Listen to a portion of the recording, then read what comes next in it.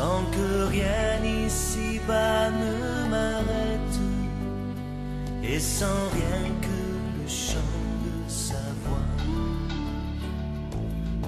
Tous ensemble.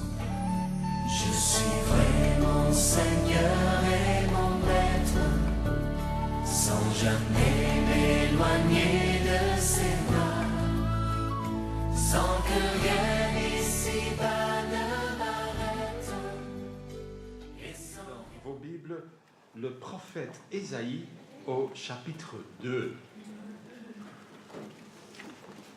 Il est temps de nous tourner dans notre parcours de la Bible vers ce prophète, le premier, le plus long dans l'Écriture, le prophète Ésaïe. 66 chapitres, autant qu'il y a de livres dans la Bible. Et curieusement, Ésaïe se divise en deux, en fait on pourrait aussi le diviser en trois, j'y reviendrai un autre dimanche, mais il y a 39 chapitres dans la première partie, comme autant de livres dans l'Ancien Testament, et 27 chapitres dans la deuxième partie, comme autant dans le Nouveau Testament. C'est curieux.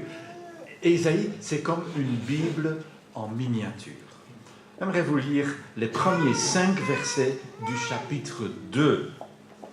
Voici le message que Dieu a révélé à Ésaïe, fils d'Amoz, au sujet de Juda et de Jérusalem.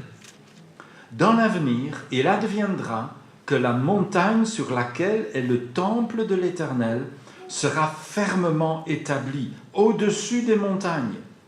Elle s'élèvera par-dessus toutes les hauteurs et toutes les nations y afflueront.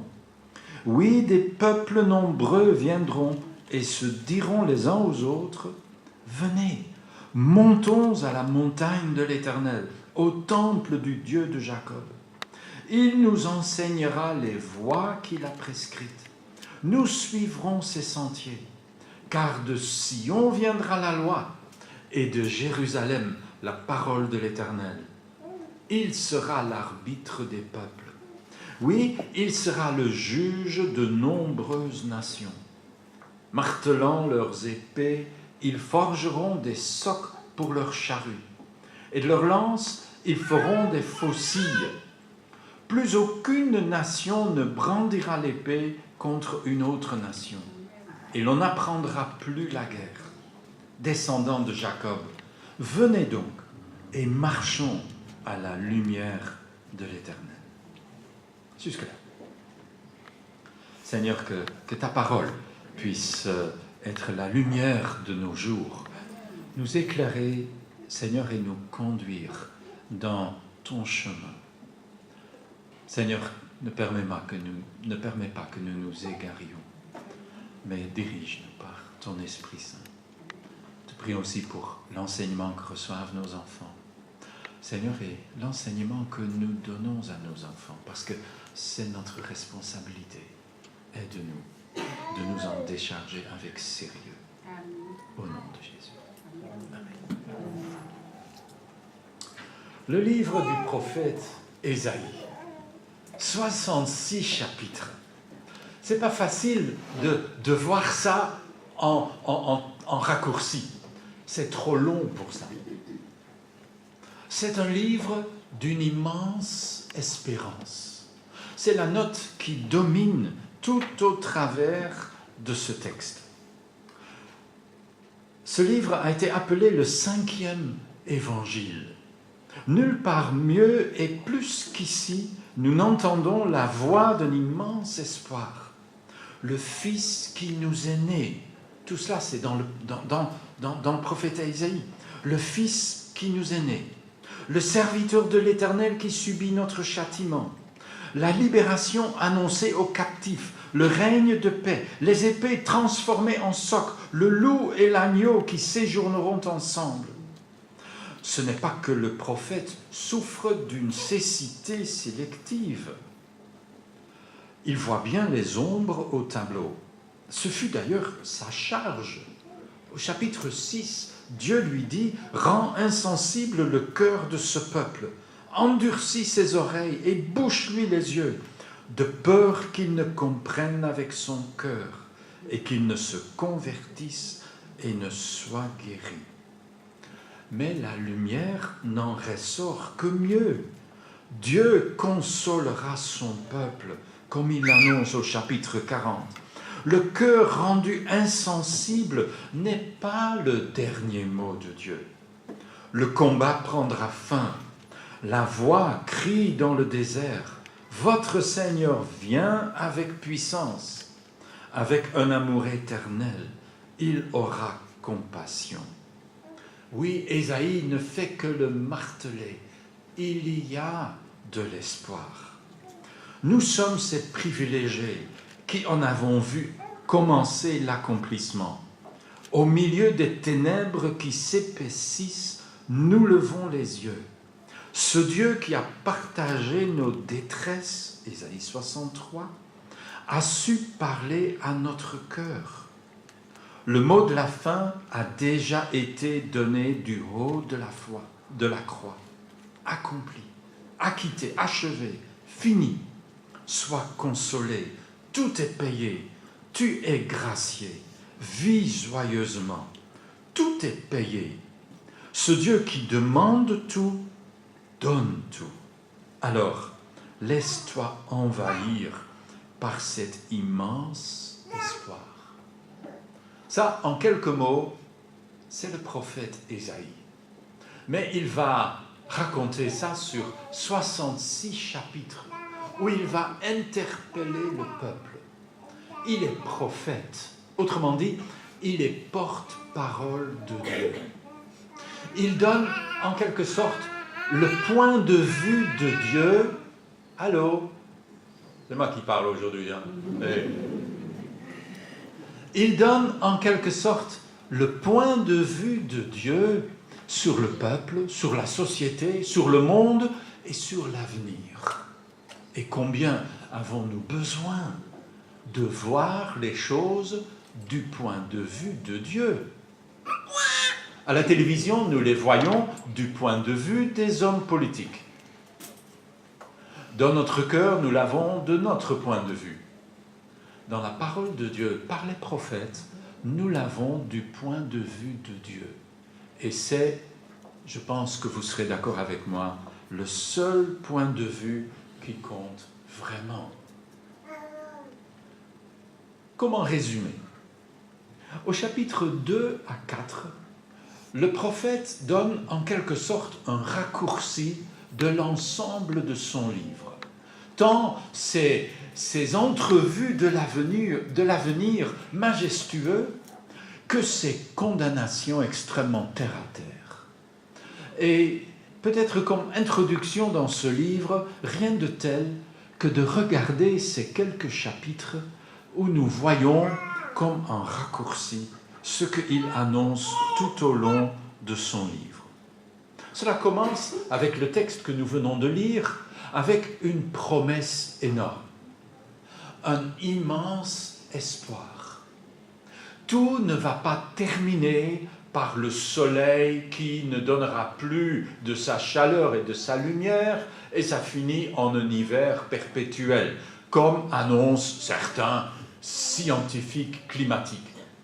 Tout ne va pas terminer non plus par une explosion qui va tout brûler. Non, tout va terminer quand Dieu établira le règne de son Messie à Jérusalem.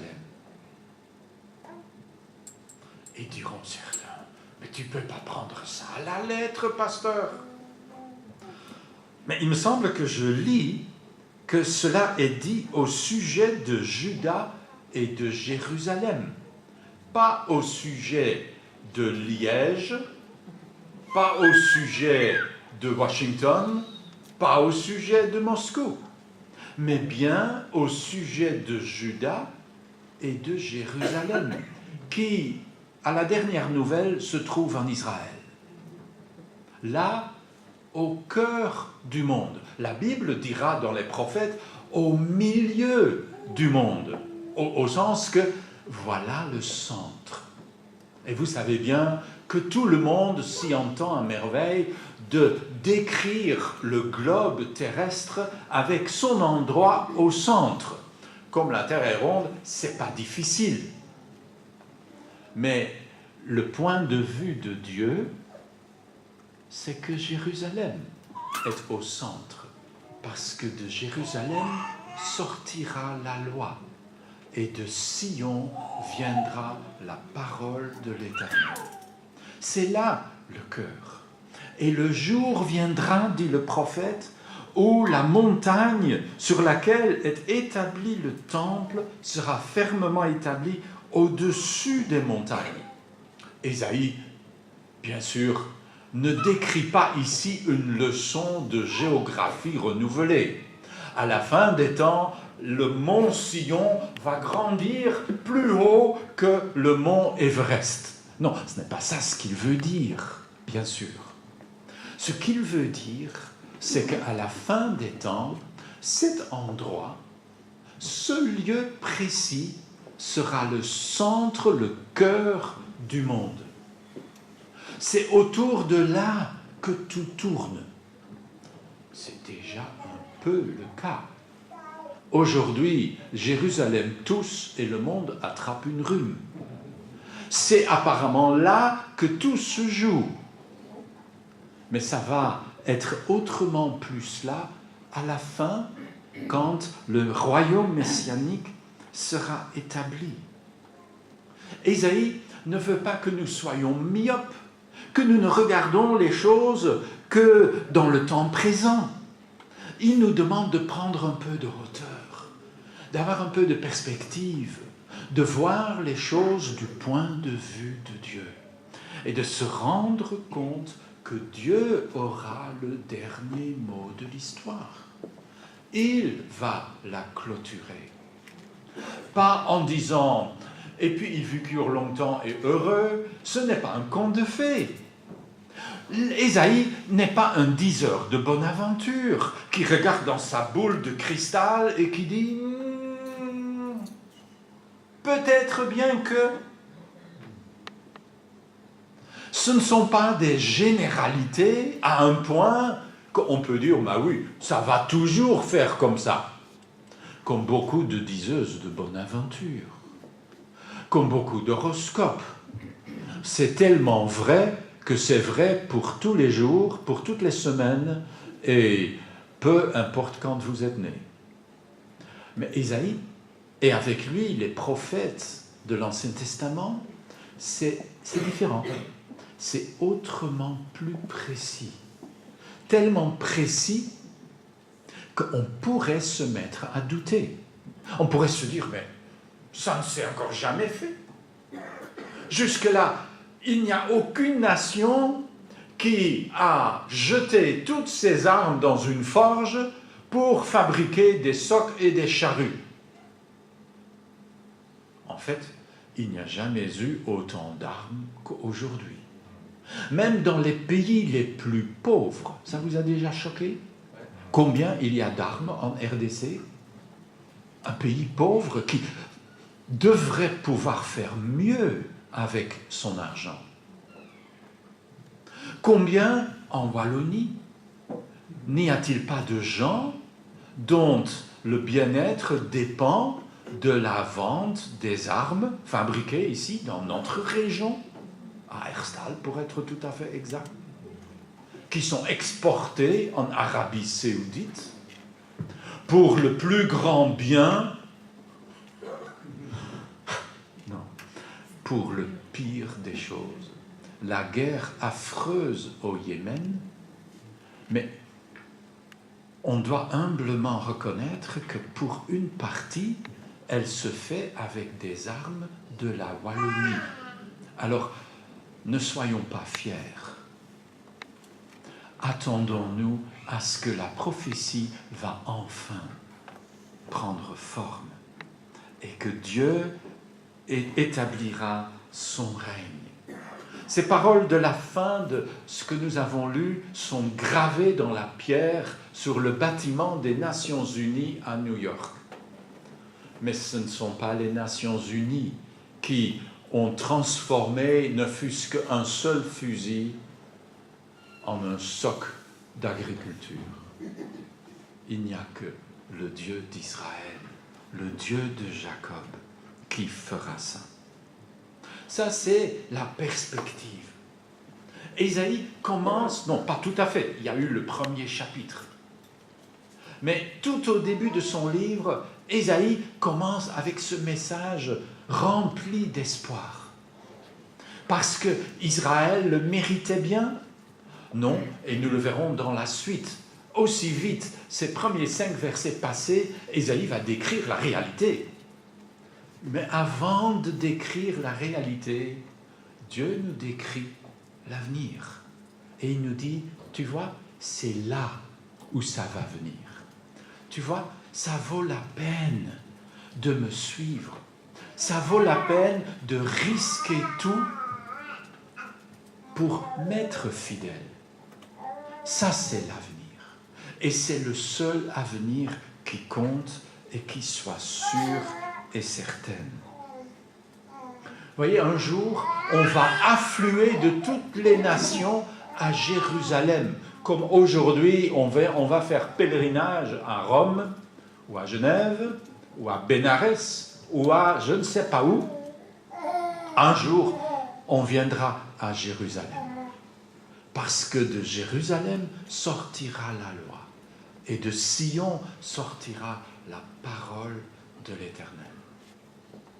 Ça commençait à s'accomplir à la Pentecôte, quand par l'Esprit de Dieu, les disciples de Jésus, le Messie, sont envoyés de par le monde entier. Et aujourd'hui encore, nous traçons notre origine spirituelle à Jérusalem. Nous qui venons de nations aussi différentes et aussi variées que nous les représentons dans ce lieu de culte. Pourtant, Ésaïe n'est pas aveugle. Et dès que vous lisez la suite, vous vous en rendrez compte. Le verset 5, il a terminé avec cet appel logique. « Venez donc et marchons à la lumière de l'Éternel. » Pourtant, il y a là un choc, le mot « car » en hébreu, qui a été supprimé dans la plupart de nos traductions. Car pourtant, tu as abandonné ton peuple. Ésaïe ne lance pas une accusation à Dieu. Ésaïe va décrire le monde dans lequel il vit, qui est le monde dans lequel nous vivons, parce que nous sommes tirés de la même pâte. Les Juifs du temps d'Ésaïe et nous, au XXIe siècle, tout cela est d'une étonnante actualité. Au temps d'Ésaïe, c'est le roi Ozias qui est sur le trône. Sa mort est annoncée au chapitre 6. Ozias était un roi pieux devenu, c'est quoi le contraire de pieux? Impie, voilà, j'allais dire impieux, mais ça ne peut pas être ça. Un roi, il est devenu impie. Et pour le récompenser, Dieu l'a frappé de lèpre. Donc il est exclu. Et c'est son fils prometteur, Ahaz, qui est monté sur le trône comme le régent en attendant la mort de son père. Tout va bien. C'est prospère. Il y a pas mal de richesses. Il y a la paix. Et il y a de l'espoir que le jeune Ahaz fera aussi bien que son père. Cet espoir va être annihilé. Non seulement il fera pire, mais il fera 1000 fois pire. C'est une des horreurs sur le trône de David à Jérusalem que fut le roi Ahaz. Mais bon, tout ça ne se voyait pas encore, sauf pour l'œil du prophète, sauf pour l'œil de Dieu. Et il donne son point de vue. Tu as abandonné ton peuple, la communauté de Jacob, car il est envahi par les superstitions qui viennent de l'Orient. Les magiciens pullulent autant qu'en Philistie. On pactise avec l'étranger. Le pays est rempli d'argent et d'or et de trésors sans fin. Il est plein de chevaux et ses chars de combat ne peuvent se compter. Le pays est rempli d'idoles. Si vous regardez cela, et vous réfléchissez un peu, vous voyez notre monde, presque dans le détail, rempli de superstitions qui viennent d'Orient. Regardez le temple bouddhiste, juste à la sortie de Hui. Et comme c'est populaire, vous avez remarqué qu'on critique sans fin le christianisme, mais apparemment, apporter des bougies à brûler devant un Bouddha grassouillé, ça c'est très bien, ça c'est très positif. Notre monde est fou. Les magiciens pullulent. Ben oui, marabouts, diseuses de bonne aventure, astrologues, horoscopistes et tout le reste, pullulent dans notre pays, au XXIe siècle, tellement scientifique. On pactise avec l'étranger. Qu'est-ce qu'il veut dire? Dieu n'est pas contre les étrangers, je me hâte de le dire. Dieu dira qu'il faut traiter l'étranger qui veut venir se réfugier chez toi et accepter ta religion, il faut l'accepter comme un frère. Mais ici, il dit autre chose. Pactiser avec l'étranger, ça veut dire que tu acceptes sa religion, son idolâtrie, que lui ne devient pas meilleur à cause de toi, mais toi, tu deviens pire à cause de lui. On pactise avec l'étranger. Le pays rempli d'argent et d'or et de trésors sans fin. Nous connaissons cela. Ça, c'est notre monde, on n'arrête pas de nous le dire d'ailleurs à la télévision. On a de plus en plus de millionnaires. Cette semaine à la télé, on a eu droit à un graphique de la croissance du nombre de millionnaires. On aurait pu dire la même chose des milliardaires. Et en même temps, il y a de plus en plus de pauvreté, comme en Israël en ce temps-là. Plein de chevaux et de chars de combat. Autrement dit, les armes pullulent. On n'a jamais investi autant dans les armes. 15 milliards pour remplacer les F-16. Et ça ne changera pas ce que nous mangeons sur nos tartines, bien sûr. Le pays est rempli d'idoles. En ce temps de Coupe du Monde, inutile d'insister. Ça, c'est ce que Ésaïe voit en son temps. Ce n'est pas nouveau aujourd'hui. Ça se voit en toute époque. Ça, c'est le monde tel que Dieu le voit.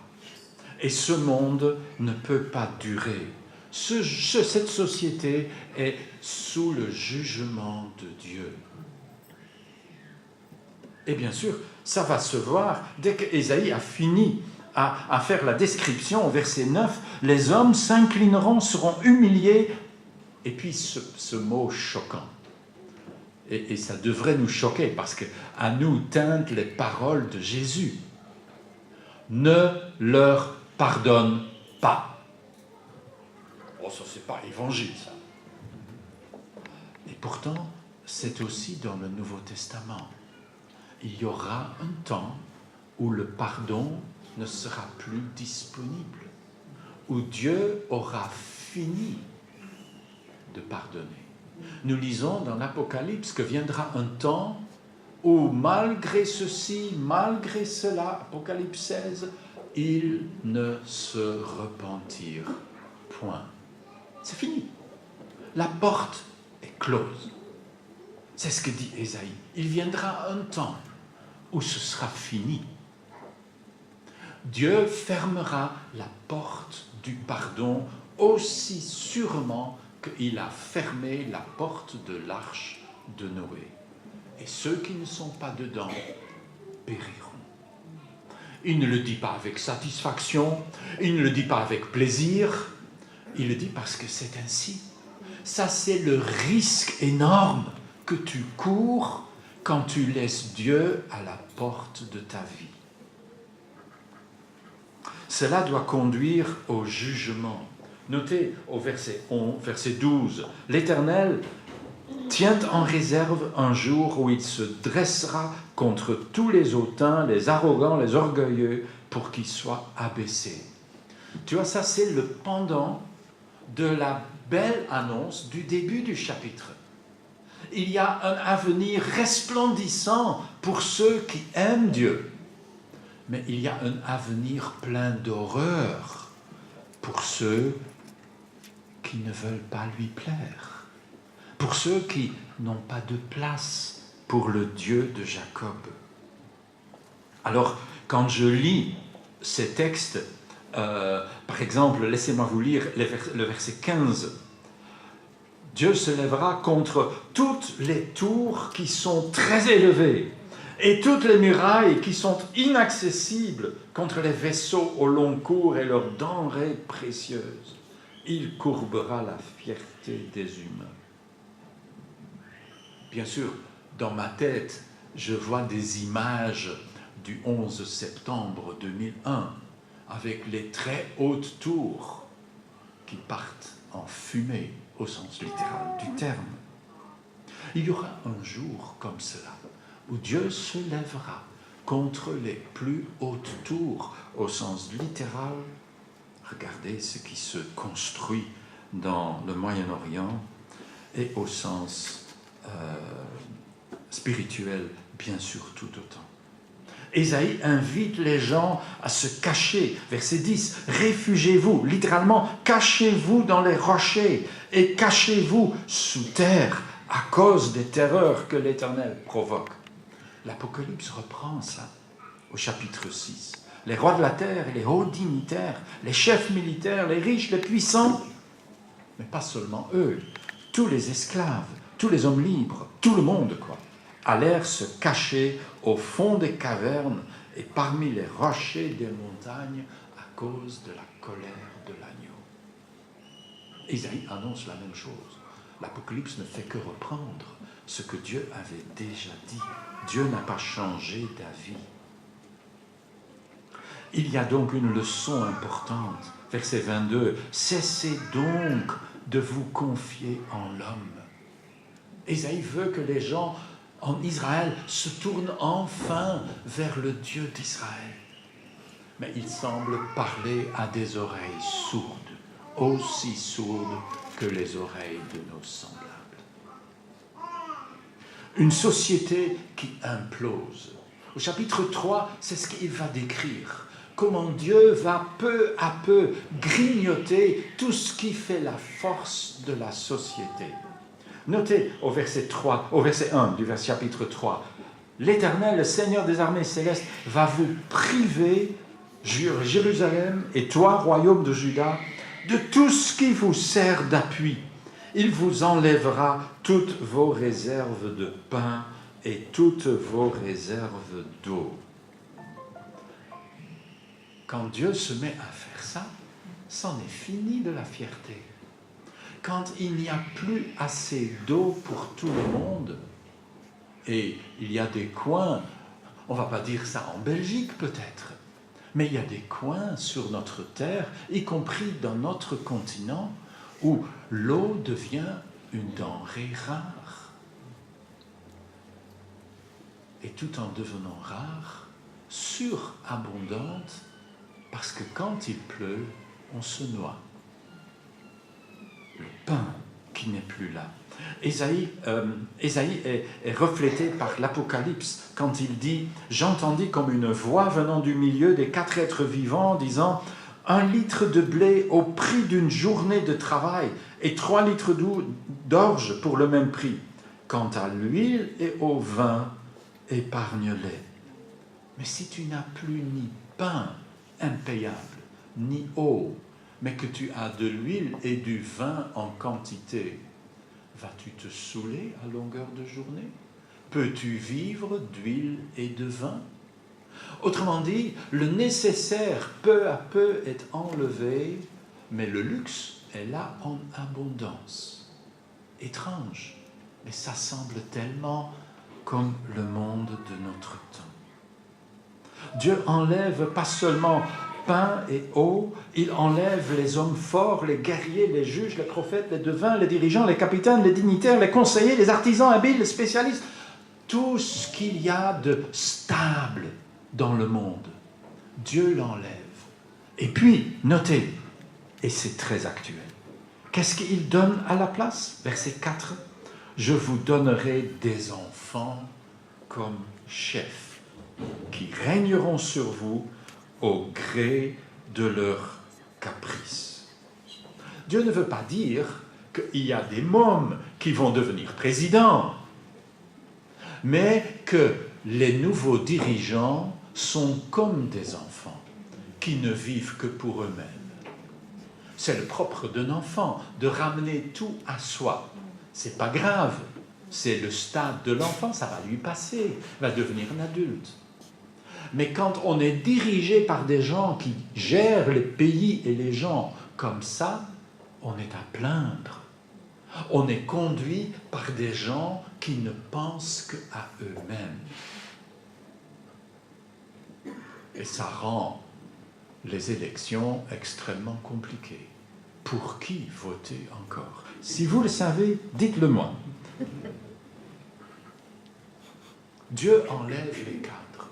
Dieu enlève le cadre.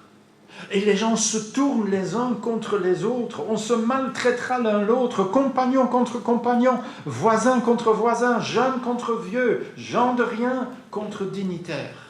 Autrement dit, la société se déglingue. La loi disparaît. Vous avez probablement entendu cette semaine, peut-être même 2 fois, la Brabançonne. Je ne sais pas pourquoi, mais j'ai comme l'impression que vous l'avez entendu. Quelle est la dernière ligne? Le roi, dès qu'on commence, on connaît. Le roi, la loi, la liberté. On n'y pense bien sûr pas. Mais vous savez que c'est révolutionnaire? La loi et la liberté côte à côte. Vous savez, quand il n'y a pas de loi, il n'y a pas de liberté. Quand on commence à enlever les lois, on enlève la liberté.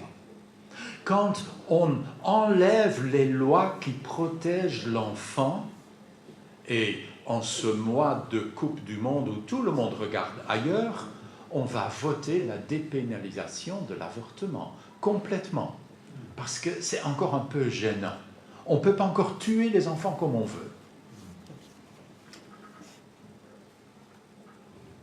Quelle est la liberté pour les futurs êtres humains d'exister? Il n'y en a plus, bien sûr. La loi, c'est la liberté. Quand on enlève la loi, on enlève la liberté.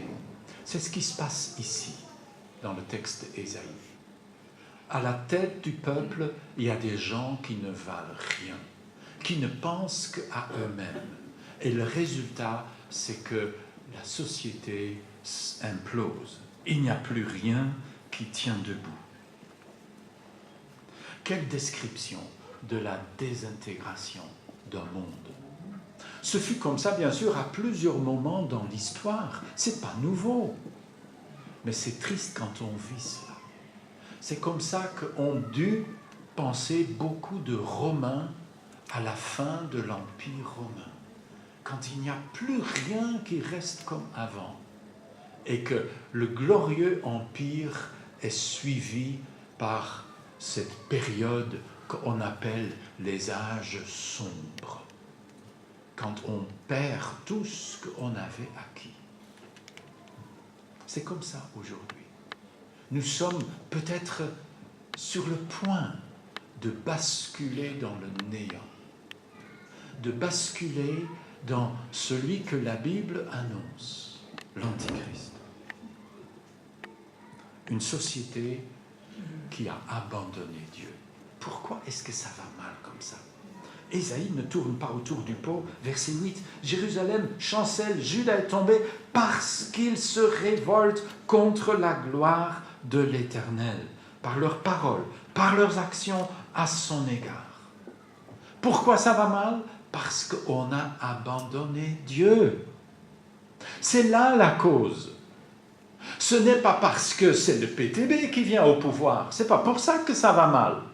C'est pas parce que c'est l'NVA qui est au pouvoir que ça va mal. Tout ça, c'est pas vrai, bien sûr. Mais parce qu'on a abandonné Dieu. C'est pour cela que ça ne peut pas aller autrement. C'est pourquoi les prophètes n'arrêtent pas, tout au long de l'Ancien Testament, de mettre cela en lumière. Nous le verrons tout au long des prophètes. Chaque prophète, avec son vocabulaire, son choix de mots, va parler de la même chose. Vous avez abandonné Dieu. Et quel est le résultat? Ça vaut la peine de revenir à lui. On est comme embrouillé. Verset 12, c'est tellement actuel. Mon peuple est opprimé par de jeunes enfants. Des femmes le dominent. Je vais ne pas parler des femmes qui nous dominent. Tous ceux qui te dirigent, mon peuple, ne font que t'égarer. Ils embrouillent la route. Et c'est pas ça l'Europe aujourd'hui? L'Amérique? Le monde? Embrouillé. On ne sait plus où il faut donner tête. Lisez cela pour les femmes de Jérusalem. Que c'est actuel ces versets à partir du verset 16.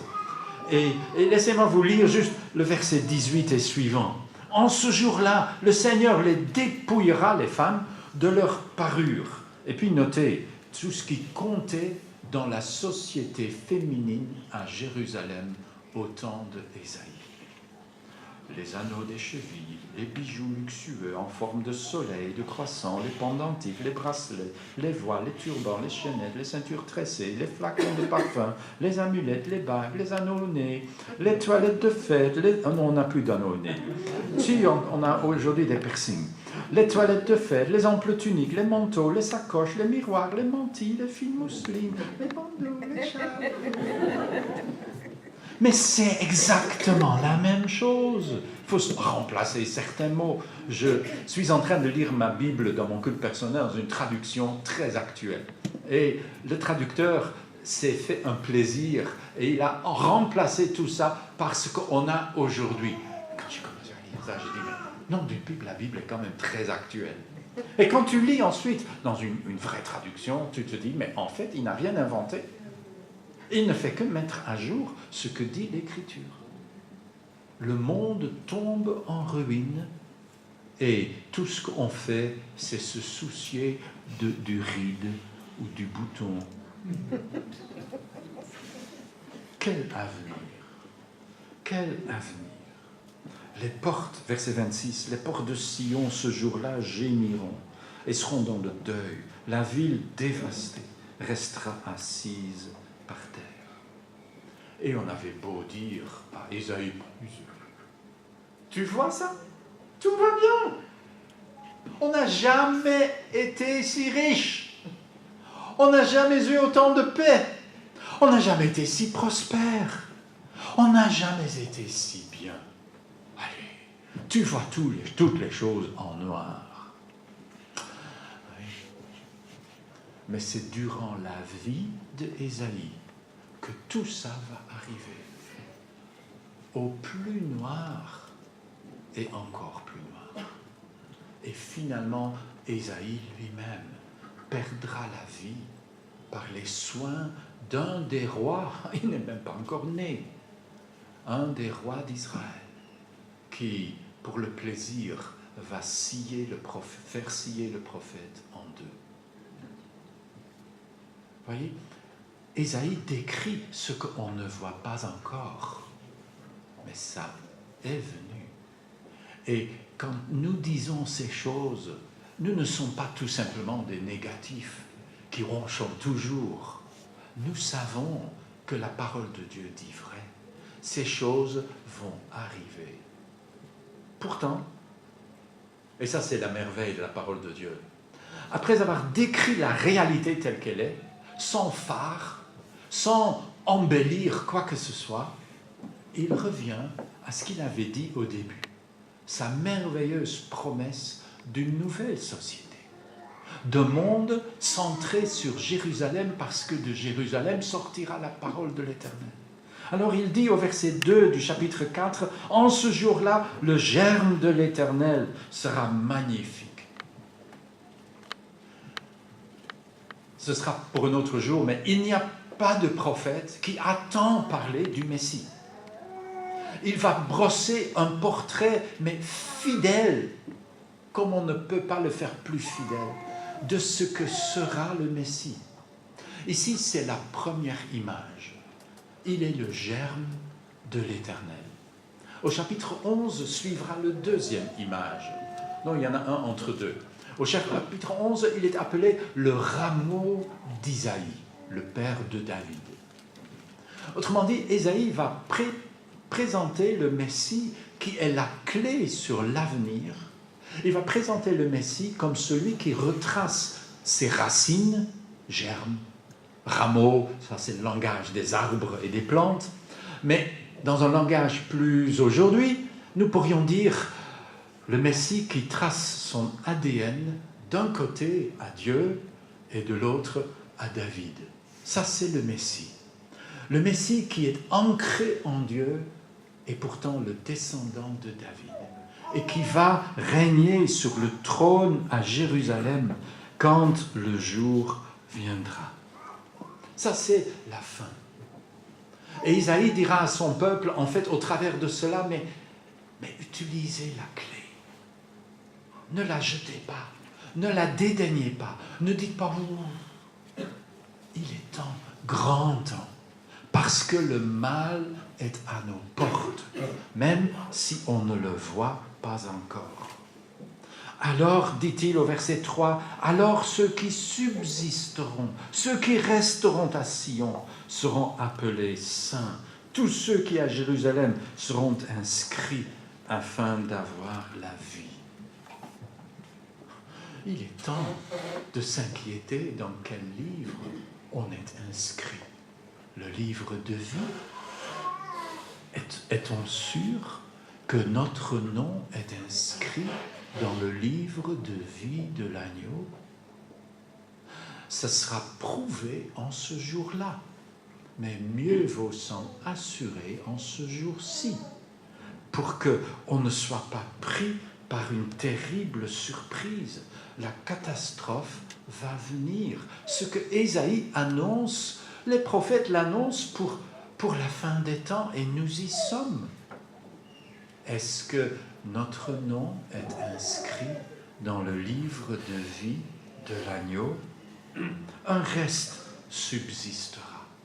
Et Ésaïe, bien sûr, dans ce raccourci de sa prophétie, veut amener les gens à un choix. Voyez, il y a deux avenirs. Un avenir terrifiant de malheur et un avenir plein de bonheur. L'avenir du Messie ou l'avenir de l'Antichrist. Il faut choisir. Qui va avoir le dernier mot dans notre vie? Qui sera la clé sur notre avenir? Le Messie, parce que nous avons entendu sa voix qui nous appelle, qui nous dit de prendre notre croix et de le suivre, coûte que coûte? Ou est-ce que nous suivrons les sirènes de notre monde moderne? Pourvu que la Belgique gagne la Coupe du Monde, le reste n'est pas important. Eh bien, si vous croyez cela, mes pauvres amis, vous êtes vraiment sur une mauvaise pente. Il y a un choix.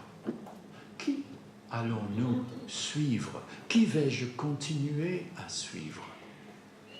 C'est le chant que nous allons chanter tout à l'heure. La voix du Seigneur m'appelle. Prends ta croix, viens, suis-moi. Je réponds, Sauveur fidèle, me voici. Je suis à toi jusqu'au bout. Pas seulement jusqu'au bout de cette journée, jusqu'au bout, tout court. Je veux te suivre dans les bons, les mauvais jours. À toi pour mourir. Vraiment? Nous sommes sérieux? À toi pour mourir et vivre. À toi, Jésus, pour toujours. Avant de la chanter, nous voulons prier. Seigneur notre Dieu, merci pour ta parole. Te demandons que, une fois de plus, elle puisse nous secouer. Seigneur, nous enlever toute fausse paix. Et Seigneur, nous ouvrir la voie de la paix, la seule qui dure, parce qu'elle vient de toi. Seigneur, que nous puissions tous, tels que nous sommes ici, participer à l'avenir que tu vas ouvrir pour ton peuple. Seigneur, que nous ne puissions pas nous laisser piéger par l'ennemi, par l'attractivité du péché.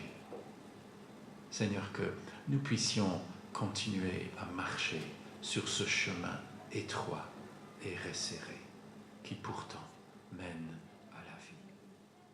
Au nom de Jésus.